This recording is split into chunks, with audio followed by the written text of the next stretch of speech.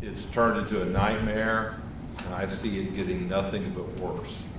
I think it's an incredibly poor use of HGAG funds, or any funds for that matter, and I hope you do not fund it any further. Let's put this thing to bed.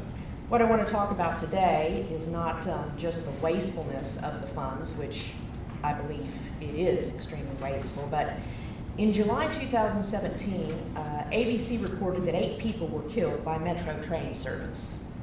And the most recent fatality was about 3 months ago. A bus running down the middle of the road is no different than a train running down the middle of the road. Our concern with this project all along, we felt like that it was, it's not a win for all affected. Certainly people, we understand we live in a large city and mass transit is a good thing if it's an effective thing, if it's a utilized thing. But this project from the get-go has only seemed to be a win for certain interests and not a win for all the parties affected by the construction and the operation of it. Folks, we just had a hurricane. We have roads are a disgrace. And we're going to put 30 million into an overhead for a bus system. Has anybody been to San Francisco and see the results of what was done in civil improvements there on Market Street? It's still a disaster 20 years later. Go around the world, I've lived in about 5 major cities. These things don't work out. They're on paper, they're perfect.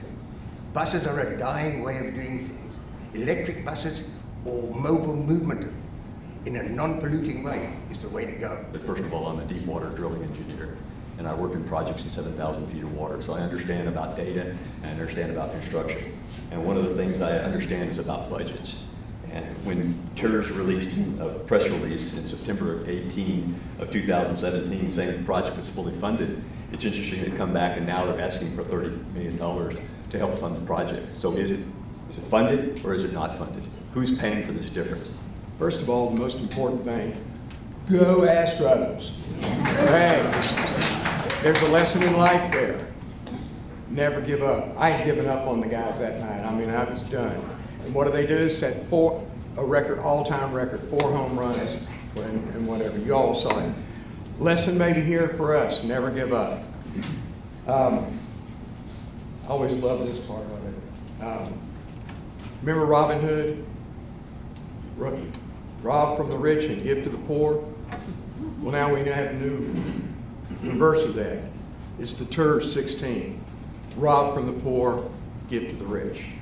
I don't think that you have any idea of the amount of anger, disgust, and negativity that people in our part of the city feel about this project, including the retailers up and down Post Oak. I know that there have been interests that have done very well on this project.